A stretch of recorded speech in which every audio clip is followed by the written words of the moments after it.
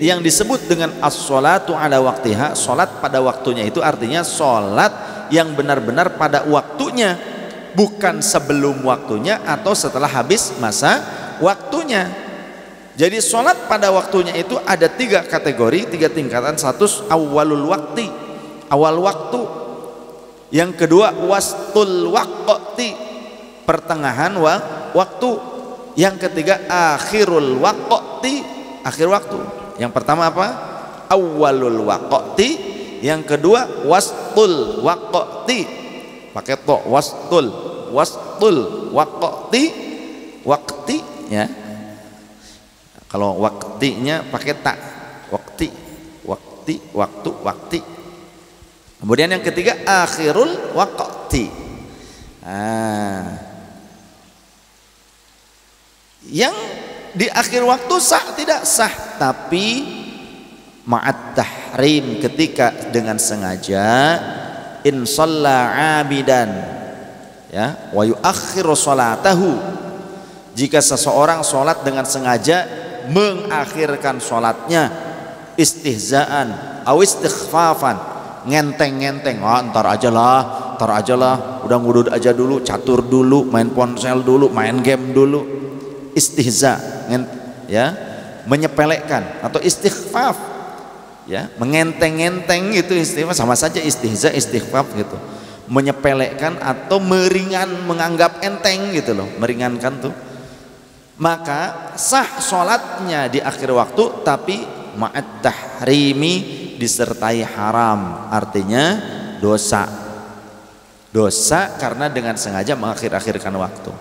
Tapi jika tidak sengaja mengakhirkan waktu, contoh di perjalanan macet nih, aduh gimana nih, bentar lagi tuh di situ ada rest area, kita pokoknya niatnya mau sholat di rest area, ternyata macetnya luar biasa. Pas sampai rest area sudah menjelang akhir, kita segera turun dari mobil, segera wudhu, kemudian sholat di masjid di rest area, ternyata sholatnya sudah memasuki waktu akhir.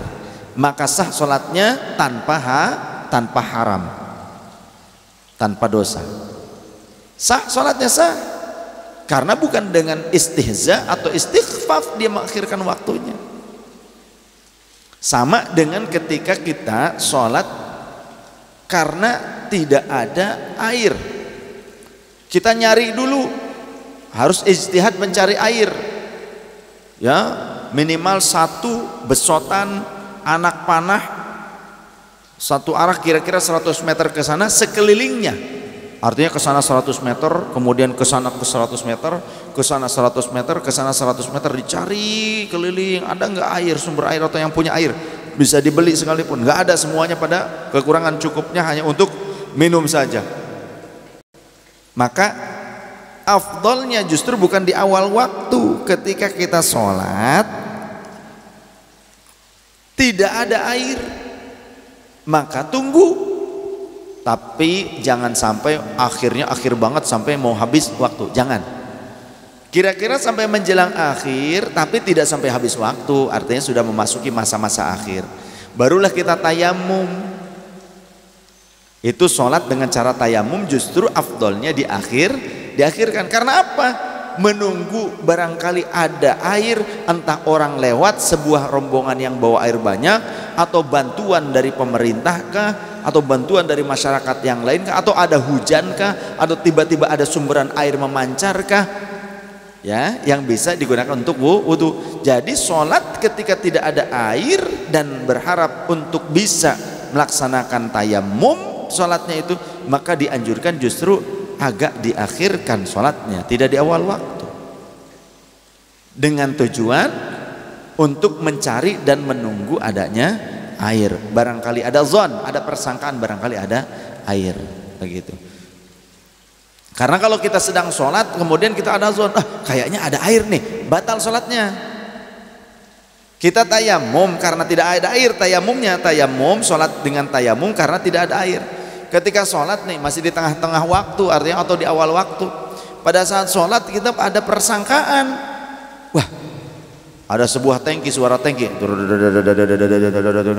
dikira air, wah yang ngirim air nih, batal tuh sholatnya langsung seketika. Wasoha dan sah salat adaan. Tadi kita salat ada wasoha dan sah apa adaun salat pada waktunya tersebut biniyati qada'in, walaupun dengan niat qada, wa aksuhu dan sebaliknya salat qada dengan niat adaan sah, tetap sah. Ya, ini menurut para ulama Syafi'iyah dan yang lainnya juga banyak yang mengikuti atau sama pendapatnya. Haitsu kana jahilan bil hali, tapi dengan sekiranya, ya sekiranya, jadi ada ilat, ada sebab apa? Sekiranya keadaan pelaksanaannya tidak mengetahui dengan kondisi perihal sudah masuk waktu sholat atau belum. Jadi ketika syaratnya nih, jadi sholat niat qadha tapi ternyata sudah masuk waktu sholat adaan, itu sudah cukup. Atau niat sholat adaan tapi ternyata belum masuk waktu sholat, maka menjadi qadha.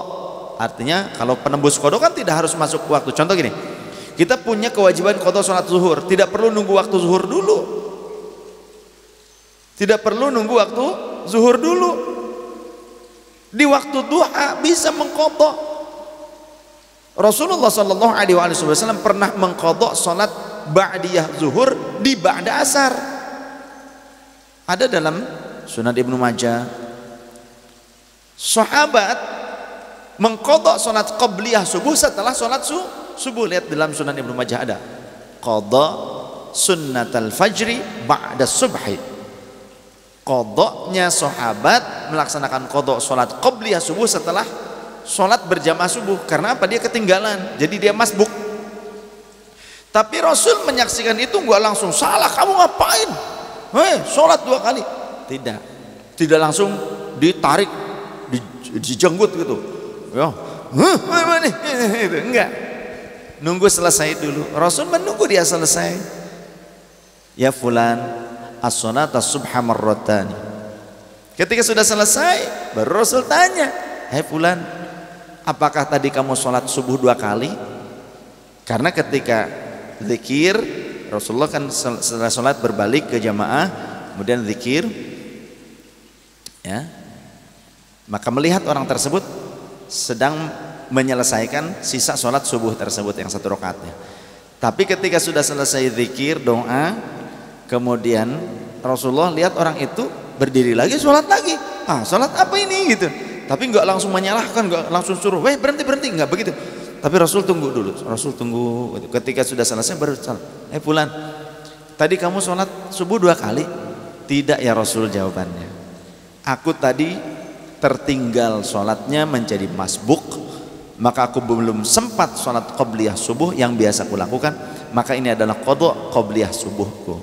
Maka Rasulullah mentakrir, Rasulullah mendiamkan hal itu, artinya setuju. Tidak mengapa, karena Rasul sendiri pernah sholat ba'diyah zuhur dilaksanakan setelah pelaksanaan sholat jamaah asar.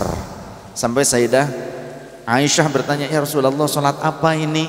"Tadi loh Aisyah, aku kedatangan tamu sebuah qabilah, sampai-sampai ba'da zuhur aku tidak sempat melaksanakan ba'diyah zuhur hingga masuk waktu sholat asar. Maka inilah qadha sholat ba'diyah zuhurku, dilaksanakan ba'da asar." Padahal kan ba'da asar, ba'da subuh, ba'da asar sampai maghrib, ba'da subuh sampai terbit matahari, jelas matahari memutih, ya, ada sinar cahaya jelas. Kemudian waktu istiwa menjelang zuhur, kira-kira 10 atau 5 menit sebelum zuhur, ketika benda tidak terbayangi oleh sinar matahari, matahari belum membentuk bayang-bayang suatu benda. Sebelum masuki waktu zuhur. Kapan waktu zuhur? Tergelincirnya matahari ketika sudah membentuk bayang-bayang sebuah benda. Ketika itu namanya istiwa. Maka waktu istiwa tersebut, waktu pancer itu juga haram sholat sunnah mutlak. Jadi yang haram itu sholat sunnah mutlak. 3 waktu yang diharamkan adalah ba'da subuh sampai terbit matahari. Kemudian waktu istiwa, waktu pancer menjelang zuhur, waktu pancar. Kemudian yang ketiga ba'da asar sampai maghrib. Tapi ini tidak berlaku di Masjidil Haram, tidak berlaku di Masjidil Haram. Setiap orang yang masuk Masjidil Haram mau ba'da asar, mau sholat terus menerus boleh, ba'da subuh di Masjidil Haram sholat terus menerus boleh, tidak akan ada yang melarang, karena orang sana juga ngerti di Masjidil Haram tidak ada larangan itu, karena Rasulullah tidak melarangnya. Siapapun yang masuk Masjidil Haram mau melaksanakan sholat semaunya di waktu manapun ia mau berkehendak silahkan. Itu Rasulullah menetapkan seperti itu, khusus Masjidil Haram. Jadi kita harus paham ya hadisnya seperti itu. Nah kemudian yang diharamkan sholat di luar Masjidil Haram pada 3 waktu yang haram tersebut sholat sunnah mutlak. Artinya tidak ada qaid tertentu sholat sunnah mutlak tuh sholat apa? Wah apa? Sholat sunnah lah begitu. Ya, termasuk sholat sunnah rawatib. Tidak ada ba'diyah pada saat ba'da subuh, ba'da asar, tidak ada. Kemudian istiwa, waktu istiwa yang ada nanti qabliyah zuhur itu harus sudah masuk waktu zuhur. Qabliyah zuhur harus sudah masuk waktu zuhur. Jadi teman-teman kita yang melaksanakan qabliyah Jumu'ah itu harus sudah masuk waktu zuhur. Jangan sebelum masuk waktu zuhur kita qabliyah Jumu'ah, jangan. Tapi harus masuk ke waktu zuhur. Karena sama saja itu adalah qabliyah zuhur, karena Jumat kan pengganti waktu zuhur dan sudah harus memasuki waktu zuhur pelaksanaannya. Nah, tapi ada sholat-sholat yang tidak haram melaksanakannya pada 3 waktu itu.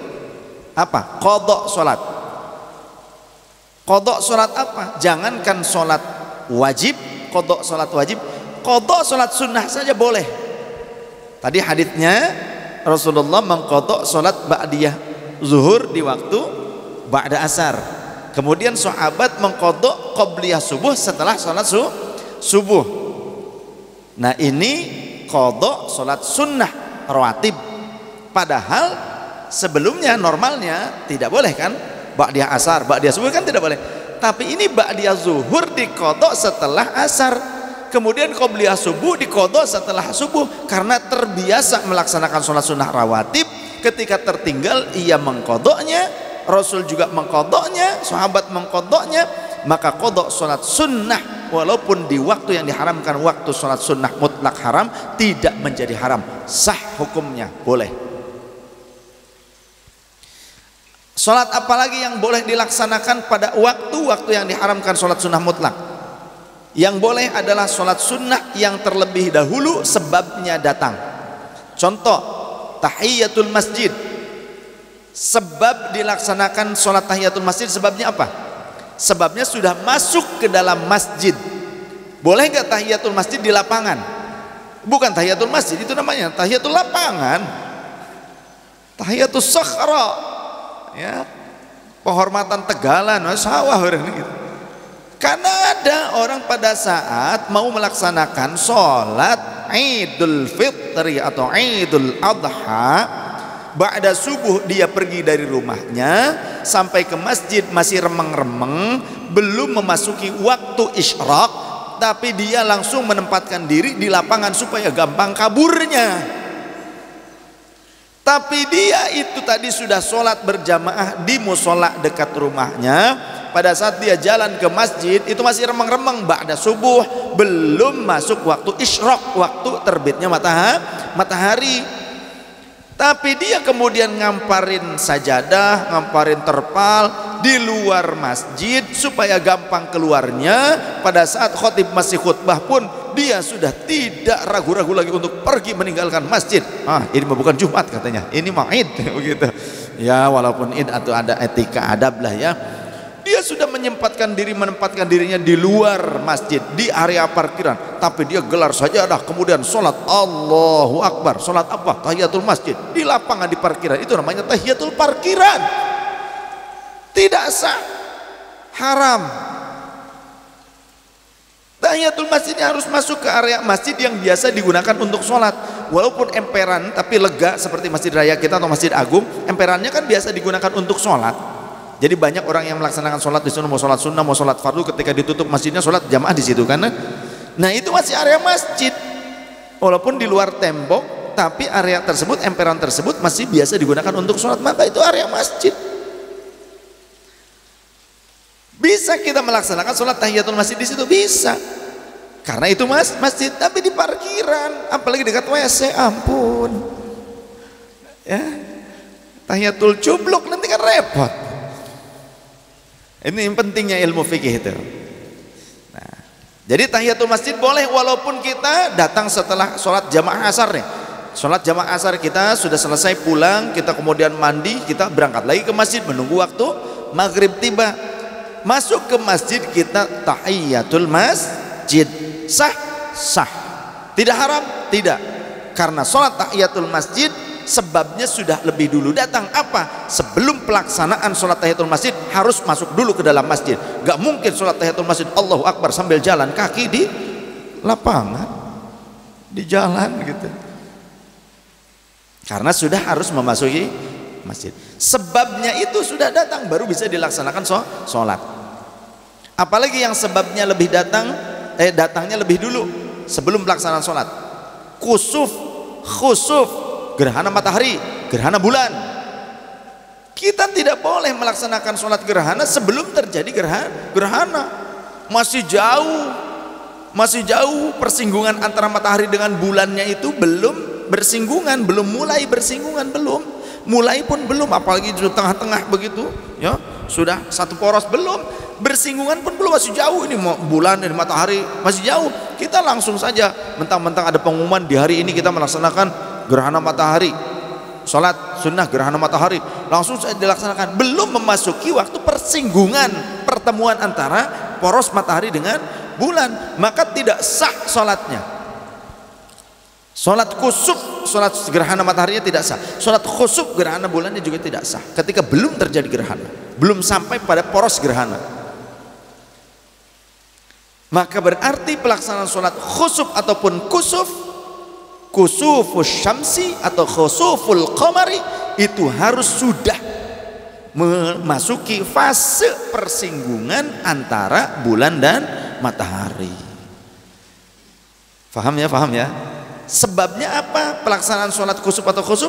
Sebabnya sudah masuk fase persinggungan antara bulan dan matahari, fase gerhananya sudah masuk. Jadi fase gerhana dulu apa sholat dulu? Gerhana dulu baru dilaksanakan sholat. Nah maka boleh. Contoh pas gerhana mataharinya ba'da subuh, sebelum memasuki waktu isyraq ya, gerhana mataharinya ba'da subuh sebelum memasuki waktu isyraq. Menurut ilmu perbintangan, artinya menurut ilmu astronomi, ini sudah memasuki waktu gerhana untuk wilayah negara kita, tapi totalnya mungkin di sebuah wilayah yang lain, tapi kita ada di sebuah negeri tersebut. Sudah masuk waktu gerhana pada saat itu, makanya mataharinya rada cedem gitu ya. Waktu isyraq masuk pun ternyata mataharinya masih malu-malu, belum terlalu terang banget seperti biasa, karena ternyata gerhana matahari di antara ba'da subuh dengan waktu isyraq. Maka pelaksanaan sholat kusufus syamsi ba'da subuh sebelum masuk waktu isyraq itu sah pelaksanaannya, tidak haram, tidak. Sebabnya sudah lebih dulu datang dibandingkan sholatnya mengikuti sebab. Apalagi sholat yang sebabnya lebih dulu datang. Bagaimana kalau sholat hajat? Boleh gak? Ba'da asar, ba'da subuh, waktu istiwa, boleh gak? Sholat hajat tidak boleh, karena tujuan melaksanakan sholat hajat kita meminta kepada Allah atas hajat yang belum datang. Tujuannya kan belum dicapai, justru kita melaksanakan sholat itu supaya Allah mengkabulkan tujuan kita. Tujuannya sudah datang apa belum? Belum. Kita sholat sebelum mendapatkan tujuan kita, artinya tujuannya atau sebabnya belum datang. Maka sholat hajat tidak boleh dilaksanakan ba'da subuh sampai terbit matahari, waktu istiwa hingga masuknya waktu zuhur, ba'da asar sampai waktu maghrib. Istikharah bagaimana? Sama. karena tujuannya ingin mendapatkan petunjuk. Kan galaunya sudah lebih dulu. Istikharah tidak terkait hanya dengan galau, karena Rasulullah mengajarkan siapa yang senantiasa melaksanakan sholat istikharah setiap hari, dia tidak akan rugi karena Allah akan selalu menuntunnya, membimbingnya. Jadi para ulama, termasuk yang diajarkan guru saya dan saya lakukan, tidak perlu nunggu punya masalah kemudian istikharah, kita laksanakan terus menerus sholat istikharah setiap hari. Guru saya, keluarga saya, kakek saya, begitu wak saya, sholat istikharah itu setiap hari, maksudnya setiap hari, mau siang kek, mau malam kek, sholat istikharah. Yang penting tidak pada waktu haram, sholat sunnah mutlak.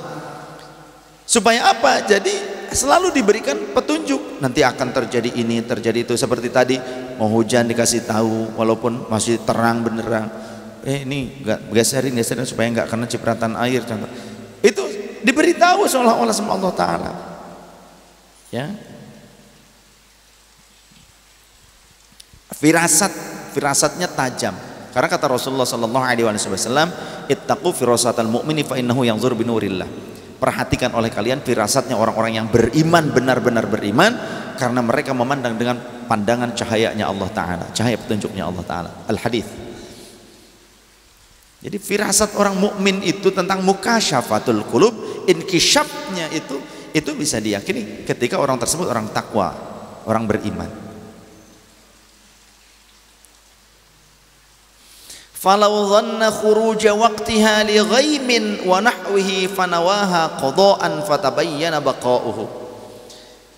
Falau dhanna, maka jika seseorang menyangka khuruja waqtiha, atas sudah keluarnya waktu sholat, sudah habisnya waktu sholat, li ghaimin, dia menyangka sudah sudah keluar waktu sholat, sudah habis. Padahal karena apa dia menyangka seperti itu? Dikarenakan ada mendung, wanahwi, dan semacam mendung atau apapun, hujankah. Fanawaha, maka kemudian ia niat, ya, sholatnya tersebut dengan qada'an, halnya menjadi sholat qada'. Contoh begini, dia pikir sholat zuhur ini habis waktunya. Wah, habis waktunya nih, ini udah sore nih, asar kayaknya, ini asar juga sudah menjelang sore. Bangun tidur ya, abun naum, ya, tukang turu. Pas bangun begitu, dia maklum begitu kan, sip malam. Dia tidur sekitar jam 10 pagi. Pas bangun, dia pikir sudah habis waktu zuhur, dia pikir sudah masuk waktu asar, karena mendung ternyata, atau musim gerhana, jadi agak gelap. Dia pikir habis nih waktunya. Kemudian dia niatlah sholat. Ya sudahlah, kalau begitu saya sholat qadha saja, wudu, kemudian niat qadha zuhur. Dia pikir sudah masuk waktu asar. Fatabayyana baqa'uhu, lalu ternyata masih ada waktu sholat. Dia baru ngeh ketika sudah selesai sholat atau di sisa rokaatnya, entah rokaat terakhir, rokaat keempat. Oh, ternyata belum waktu asar, ternyata ini masih waktu zuhur gitu. Pada saat sholat mungkin dia baru ngelihat jam ada di depannya waktu sholat. Gitu, pas sholat matanya dilok-dilok gitu kan. Jam 2 gitu, jam 14 ternyata gitu. Dia kadung niatnya qadha. Auzanna baqa'ahu fanawaha ada'a fatabayyana fanawaha adaan gitu. Fatabayyana khurujuhu soha. Atau sebaliknya, dia menyangka masih adanya waktu sholat, lalu dia niat sholat adaan padahal sudah berakhir waktu zuhurnya karena masih terang. Kadang kan kita juga suka ngeh, waktu maghrib kok masih terang gitu loh, ya kan, berarti zuhurnya apalagi terang sekali. Pada saat maghrib kok masih terang gitu, cahaya kok maghrib sih ini masih terang begini, kan kita sering begitu. Artinya kita menyangka waktunya masih ada tapi ternyata sudah habis. Sedangkan niatnya niat sholat adaan, bukan qadhaan. Bagaimana dong kalau begitu? Tidur nih, tidur. Ternyata ketiduran ba'da asar. Bangun. Dia tidak ngeh tadi ada yang adzan maghrib. Dia pikir masih ada waktu sholat asar. Ini kebalikannya ya. Akhirnya dia buru-buru wudu sholat asar. Ternyata ketika dia sholat asar ada yang iqomat di masjid. Oh berarti tadi sholat sudah adzan dong, maghrib ini kali ya gitu. Akhirnya baru ngeh pada saat itu ternyata dia sholat sudah habis waktunya. Bagaimana dong kalau seperti itu? Tetap sah sholatnya, cukup sudah, tidak perlu mengulangnya. Tidak perlu mengulangnya dengan niat sholat qadhaan kah, dengan niat sholat adaan lah gitu. Enggak, cukup sholatnya. Yang penting tadi nih katanya zon itu persangkaannya kuat. Kita harus perhatikan kalimatnya. Listi'mali ahadihima bima'nal akhari lughatan, karena menggunakan salah satu dari dua macam sholat itu, yakni adaan qadhaan, dengan arti yang lainnya dari sisi bahasa saja sebetulnya. Intinya mah tetap sholat. Paham ya? Mau adaan qadhaan intinya mah tetap sholat. Tanpa adaan qadhaan pun ketika kita niat sholat itu tetap sah sebetulnya.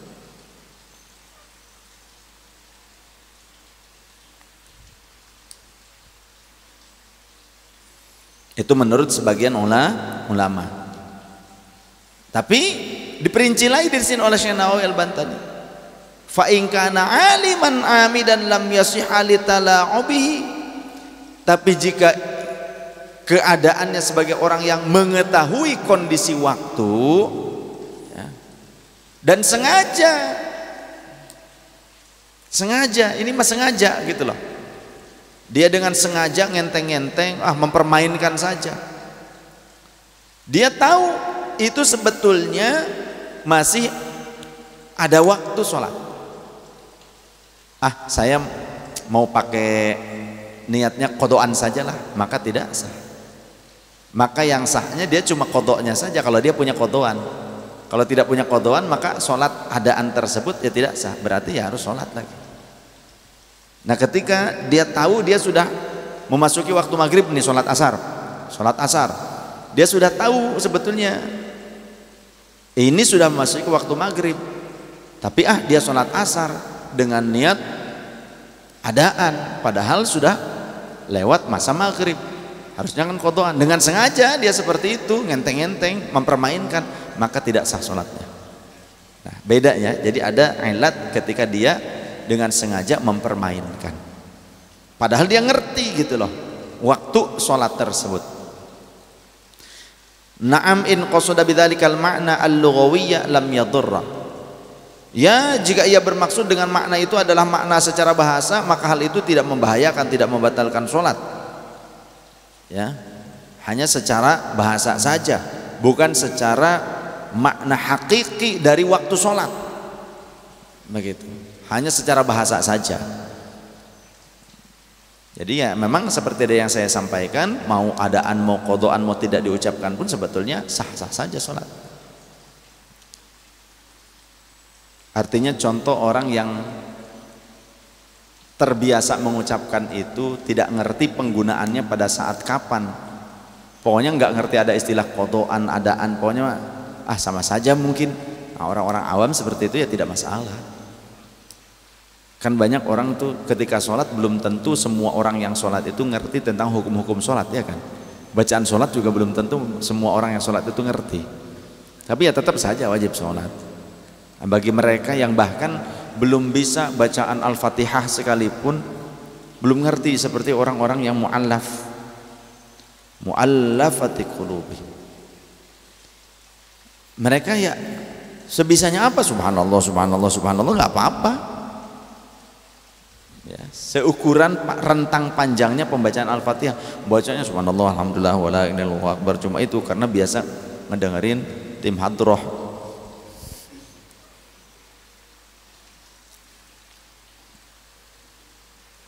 Tsumma alam anna maratiba ma'rifati dukhulil waqti thalathatun. Kemudian ketahuilah bahwa tingkatan-tingkatan mengetahui masuknya waktu sholat itu ada 3. Tingkatan mengertinya, tingkatan mengetahuinya masuk waktu sholat itu ada 3 tingkatan. Orang yang mengetahui masuk waktu sholat itu ada 3 kelompok, 3 kategori, 3 tingkatan. Al-ula, yang pertama, al-ilmu binafsihi. Dia mengetahui dengan sendirinya, dia mampu, punya kompetensi untuk mengerti, mencari tahu tentang masuknya waktu sholat. Au bi ikhbari thiqati an muayanatin au bi ru'yatil mazawilis sahihati wal manakibis sahihati was sa'atil mujarrabati wa baitil ibrati li'arifin bihi. Atau dia mungkin tidak kompeten, tapi dia mendapatkan informasi yang terpercaya dari orang yang terpercaya, ya. Berdasarkan apa? Berdasarkan penyaksian langsung dengan muayanah, persaksian langsung, au biru'yatin, ataupun melihatnya.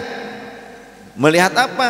Biru'yatil mazawili, melihat berbagai posisi pergeseran matahari as-sahihati yang benar. Oh, ternyata pergeserannya ke sana tuh, ya, kira-kira ini sudah memasuki waktu ini atau belum, begitu.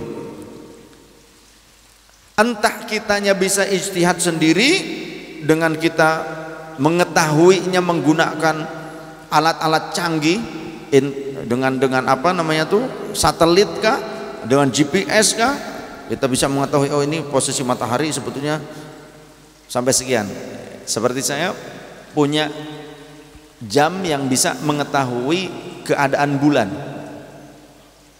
Jadi di situ ada bulatan, kemudian nanti ada tanda hitam, semakin banyak, ada sedikit, ada kosong. Itu menunjukkan keadaan bulan. Bulan, terangnya bulan atau bagaimana, itu biasanya digunakan jam tersebut juga untuk para nelayan, orang-orang yang berlayar atau orang-orang yang di lautan, teknik angkatan laut. Orang kalau berlayar untuk mencari ikan di waktu tertentu kan, apakah di saat matahari sedang bulan itu sedang terang atau sedang redup?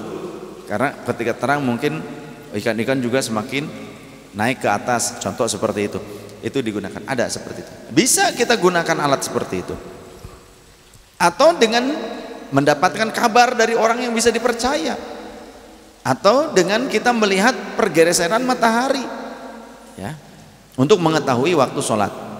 Wal manakibis sahihati, dan juga kita melihat posisi bintang kalau malam, berarti kan posisi bintang yang benar, bintang-bintang yang benar.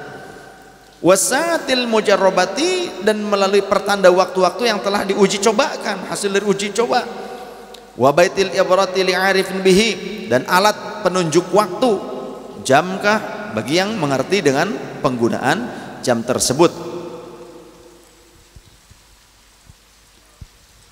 Wa fi ma'nahu adzanul muadzinil arifi fi sahwi, dan termasuk dalam pengertian ini, yakni kategori yang pertama, orang mengerti masuknya waktu sholat, termasuk di dalamnya adalah adzannya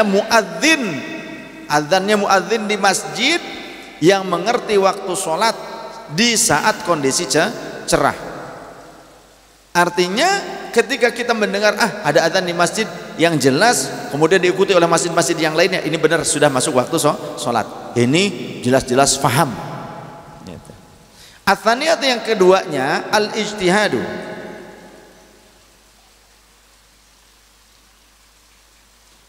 Atsaniyatu, dan adapun yang keduanya, tingkatan yang kedua, al-ijtihadu biwirdin min qur'anin aw darsin aw mutola'ati ilmin aw nahwi dzalika.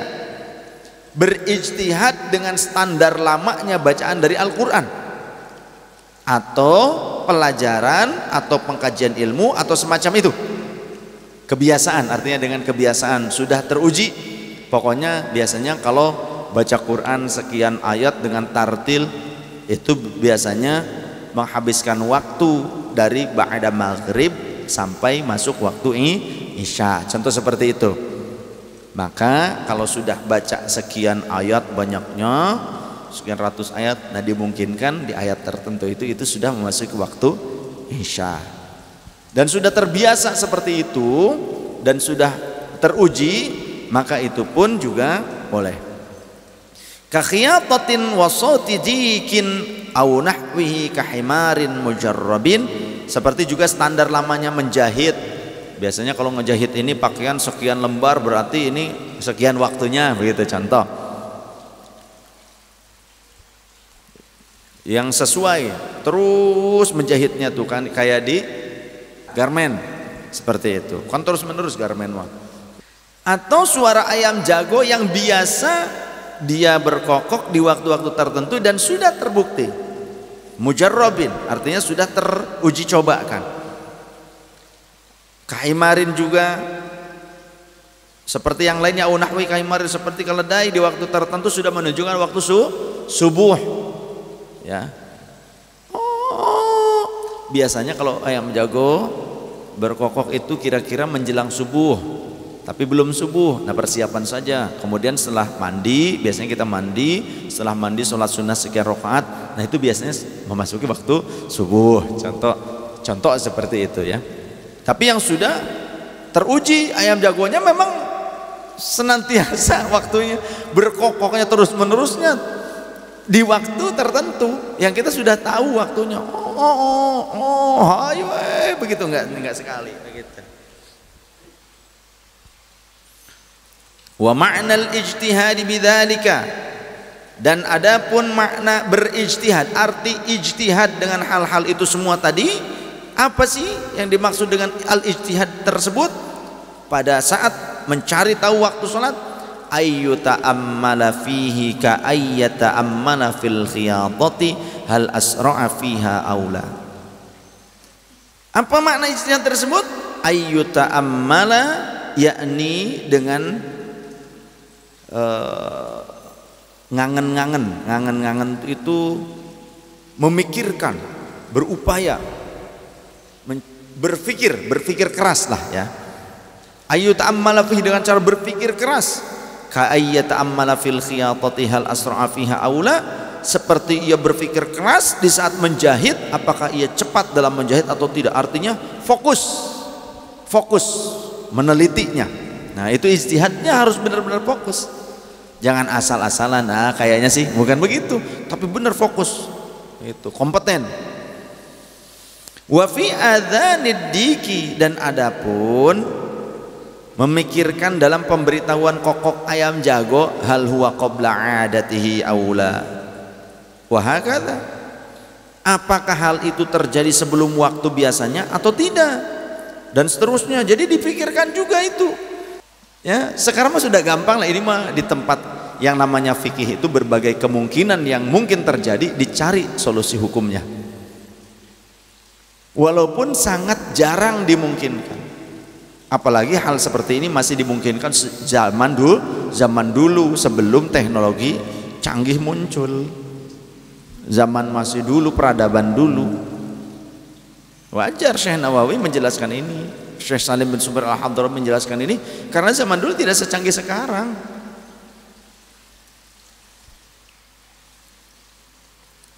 Tidak ada jam digital, apalagi software, nggak ada. Jam biasa aja susah dulu. Zaman dulu jam biasa aja susah, jam Masya Allah, jam kulit kulang bulu yang ada juga. Zaman penjajahan mah susah. Makanya kan dengan ijtihad para ulama dulu cara menentukan waktu sholatnya.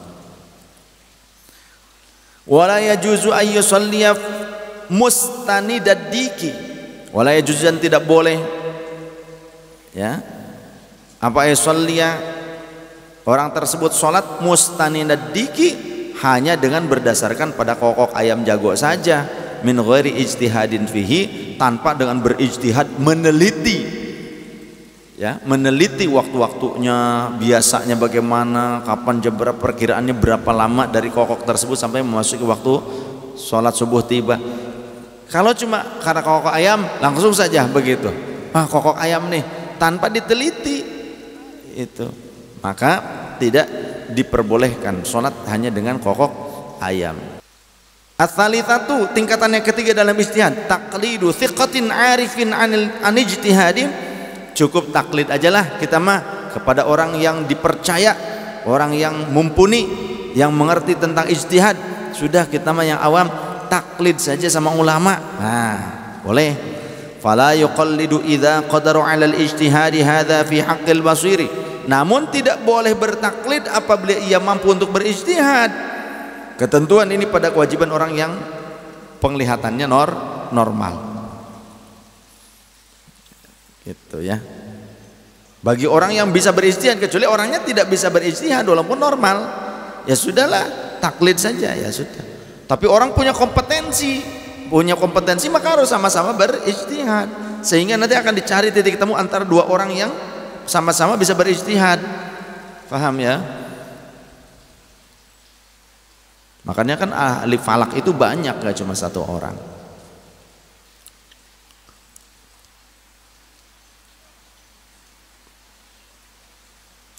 Wa ammal a'ma falahu taqlidul mujtahidi. Dan adapun orang yang buta, mohon maaf, maka baginya wajib bertaklid kepada orang yang bisa berijtihad, walau ma'al qudrati 'alal ijtihadi, walaupun orang buta tersebut mampu untuk berijtihad, li'anna sya'nahul ajazu anhu, karena sungguhnya kondisi dirinya, pandangan matanya yang tidak memungkinkan tersebut adalah lemah terhadap upaya ijtihad untuk menentukan waktu sholat. Wassadisu wallahu a'lam.